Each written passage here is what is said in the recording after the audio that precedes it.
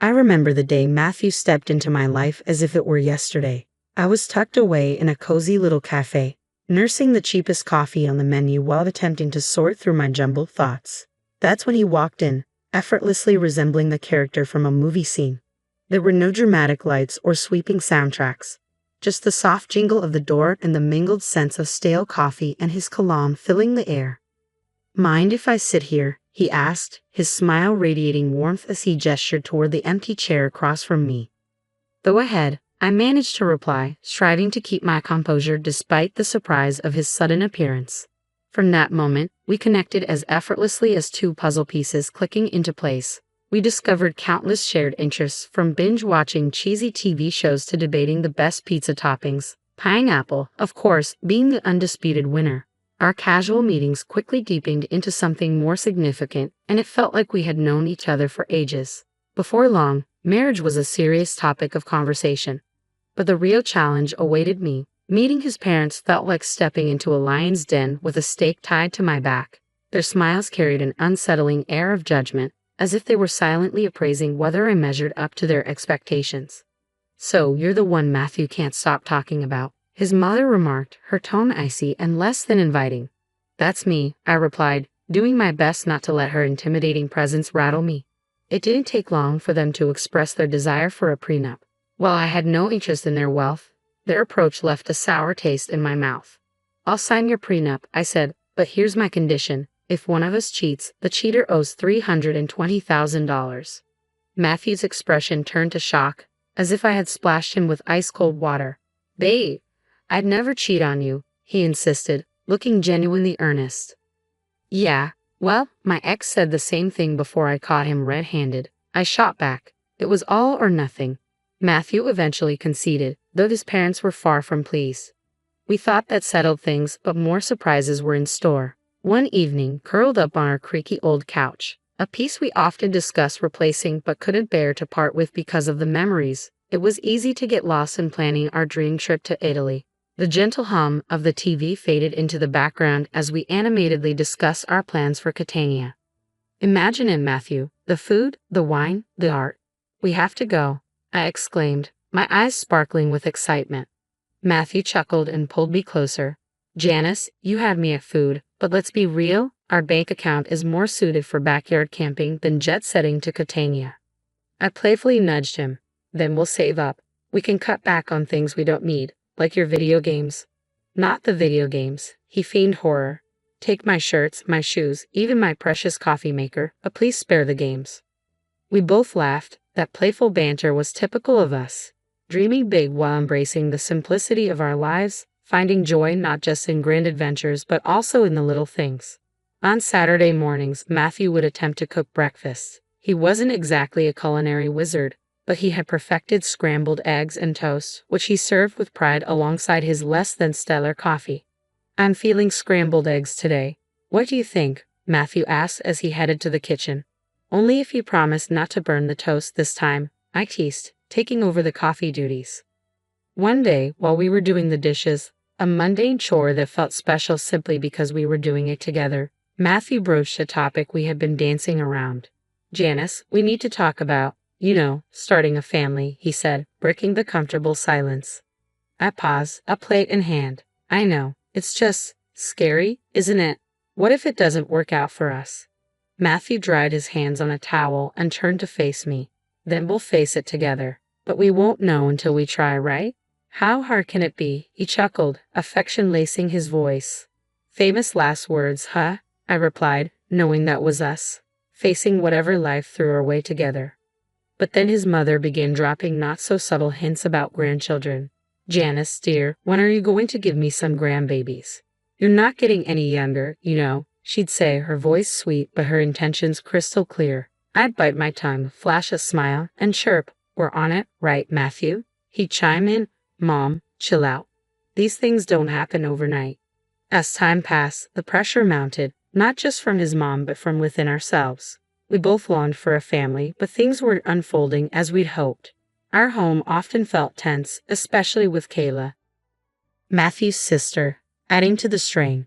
She had taken up the new hobby of making my life difficult, her sharp words cutting through the peace we tried to maintain.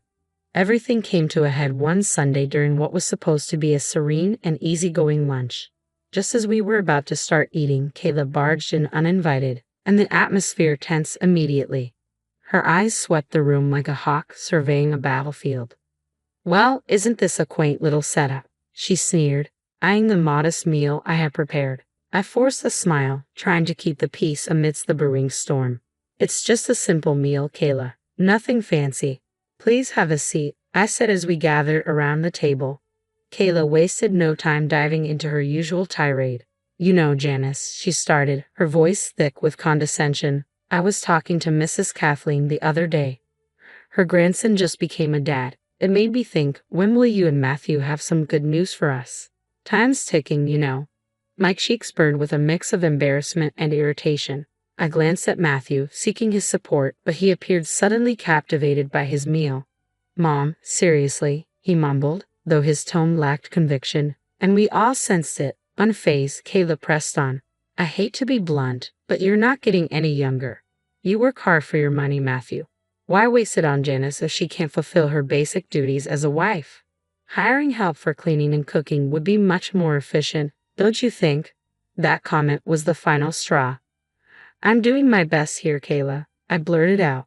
"It's not like I don't want children. And as for the house and cooking, I didn't realize marriage came with a job description." Kayla scoffed. "Marriage isn't a free ride, Janice. You have responsibilities, and frankly, you're not meeting them." Tension thickened the air, and tears welled in my eyes, but the deepest wound came from Matthew's silence. When he finally spoke, it wasn't to defend me. "Mom's right. Maybe we should consider getting some help around here. It would take some pressure off you too," he suggested. His words felt like a betrayal, and I suddenly felt starkly alone. As Kayla's visits became more frequent, so did her criticisms. She scrutinized every corner of her home, pointing out flaws. "You call this clean?" she sneered. "Looks like a pixie to me." Then came the jabs about my appearance. "Is that what you're wearing? A wife should dress to please her husband. No wonder Matthew seems exhausted. He comes home to this." I tried to stand my ground. "Kayla, I dress for myself, not for Matthew. He's tired because he works hard, not because of my outfit." But it was futile. Kayla had made up her mind about me, and nothing I said could sway her. Matthew's lack of support cut deep. Every night after his mother left, we would argue. "Why won't you defend me? She's bulldozing over us, and you just stand by." "Janice, she has her ways." "What do you expect me to do? Kick my mom out?" "No, but I expect you to be my partner, to stand with me, not against me." It became clear that this situation was more than just Kayla's disapproval. It was a test of our marriage, a trial of whether we could withstand the relentless barrage of her criticisms. As the weeks passed, it dawned on me that this was not a temporary phase. It was a full-blown assault. If we didn't take action soon, there might be nothing left to salvage. The atmosphere between Matthew and me turned icy, exacerbated by Kayla's intensified critiques. Life at home became unusually tense, and I couldn't shake the feeling that Matthew was keeping something from me. It wasn't just the usual stress from work. There was an unsettling change in his behavior that hinted at deeper secrets. It started subtly with his phone habits. Matthew, who had always been an open book, began stepping out of the room for calls, particularly those from someone named Austin, allegedly a new colleague who had a lot of questions. One quiet evening, trying to keep the conversation light, I asked, "Who's this Austin at work?" Matthew's reaction was instant and telling. His body stiffened, and he looked away, a clear signal of his discomfort. "Just a new guy at the office. Really inquisitive," he answered too quickly, avoiding my gaze. But there were more troubling signs. Matthew, who had previously been indifferent to fashion trends, started transforming his wardrobe. Out went the graphic tees and faded jeans, replaced by neatly pressed shirts, sleek trousers, and even a new cologne that lingered around him each morning. "What's with the new look? Planning to model for a department store catalog?" I joked, trying to mask my growing concern. One morning, as Matthew styled his hair in a new way, I joked, "Planning to model for a catalog." He gave a nonchalant smirk. "Why not spruce things up a bit? No harm, right?" But the late nights began to pile up. "Sorry, love. This project is killing me. I'll be home late," his text would read, night after night. Often, it wasn't until the early hours of the morning that I'd hear the key turn in the door. Something felt off, a gnawing sense of unease that wouldn't fade, driven by a mix of fear and a desperate need for the truth. I hired a private investigator, a decision that felt like it belonged in a melodramatic detective series. The results were just as dramatic. Inside a plain envelope were photographs and a voice recording. The images showed Matthew with another woman, their closeness unmistakable, while the intimate conversations on the recording shattered any illusions I'd held. Here was a man in love, but not with me. As I sat alone, absorbing the cold truth laid bare on my kitchen table, I realized these pieces of evidence could be crucial if our marriage crumbled into a divorce. The photographs transformed memories of our shared life into jagged fragments of betrayal, and the voice recording taunted me, echoing every tender word he'd ever spoken to me. Yet I kept this devastating discovery to myself, bearing the weight of heartbreak alone. I wasn't ready to confront him. Not yet. I needed time to plan and figure out how to approach the likely end of our marriage with some semblance of grace. In the days that followed, Matthew and I continued our charade. He wore the mask of the affectionate husband while I played the role of the content wife, our conversations peppered with artificial laughter and hollow words. "Everything all right?" he would ask, concern lacing his voice. "Just tired, you know. Work's been crazy," I would reply, the lie tasting sour in my mouth. Then one day, as I passed by Matthew's slightly open office door, the truth spilled out. He and Kayla were discussing not trivialities, but the future of our relationship, with grave seriousness. "I can't do this anymore, Mom," Matthew confessed, his voice heavy with weariness. "It's not just about Janice not having kids, it's more than that. I feel like we're just coexisting, not truly together." Kayla's response was razor sharp. "But think about it, Matthew. She hasn't given you a child. What else does she bring to our family?" Her words were cold and calculated, and the weight of their implications confirmed the lonely path ahead. This wasn't merely a rough patch, it was a profound disconnect that might be irreparable. As I stood there, feeling the fabric of our marriage unraveling, I knew tough decisions awaited me, decisions that would redefine my future.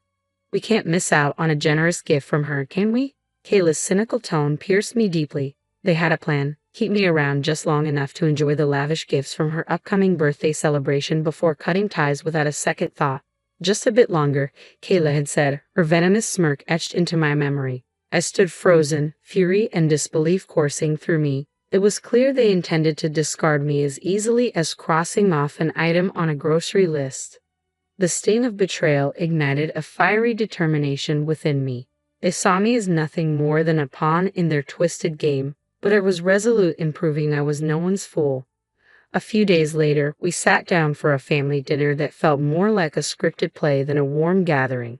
Kayla, with a calculated smile, turned to me. "So, Janice dear, what do you have planned for my birthday? Something special, I hope." I met her gaze with a calmness that belied my inner turmoil. "Actually, Kayla, I've been thinking about arranging a dinner at the city's most exclusive restaurant, an evening you won't forget."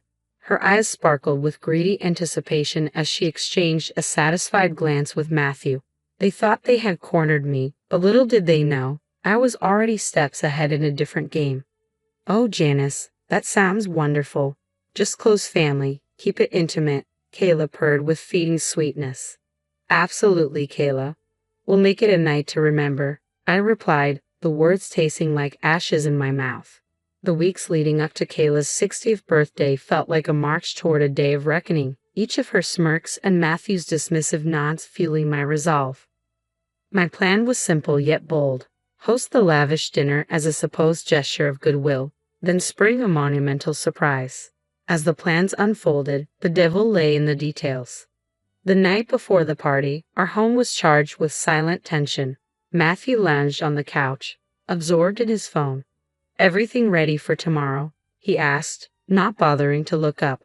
"You could say that," I replied, my voice steady despite the storm brewing within me. The day arrived, and as guests filled the opulent dining room we had reserved, the air was thick with anticipation. My heart raced, not with nerves but with the thrill of the imminent revelation. Kayla, basking in the spotlight, reveled in the grandeur.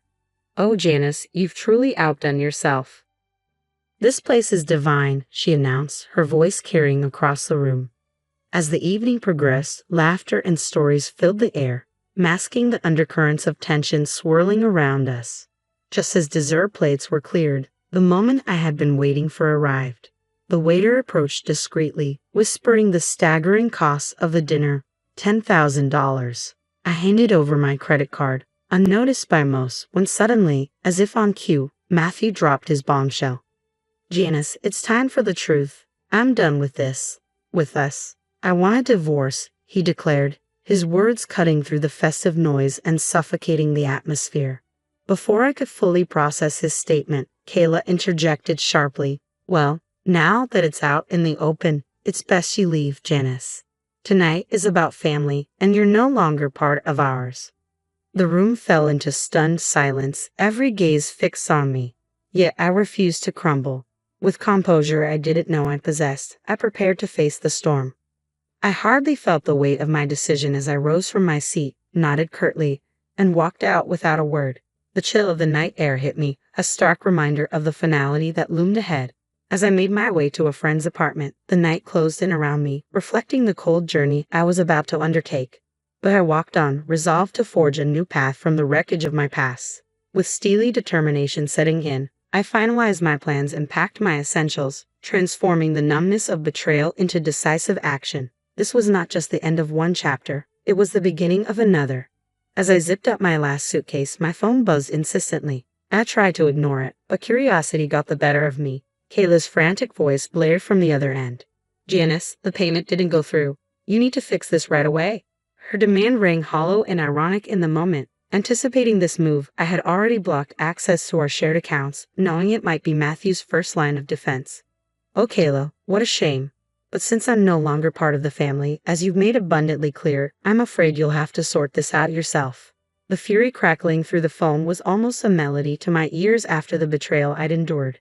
The chaos that followed, stories of the restaurant staff demanding payment, Kayla's escalating tantrums, and the police arriving to calm her down, was the perfect ending to the farce my marriage had become. In the end, it was Matthew and Kayla who scrambled to cover the bill, a fitting consequence for their deceit. The morning after the dinner felt like waking up after a storm. I returned to what had once been our shared home for one last time, divorce papers in hand, ready to confront the remnants of our relationship. The atmosphere was electric, almost palpable, as if it could be sliced with a knife. Matthew and Kayla were in the middle of a heated discussion, their animosity thick in the air.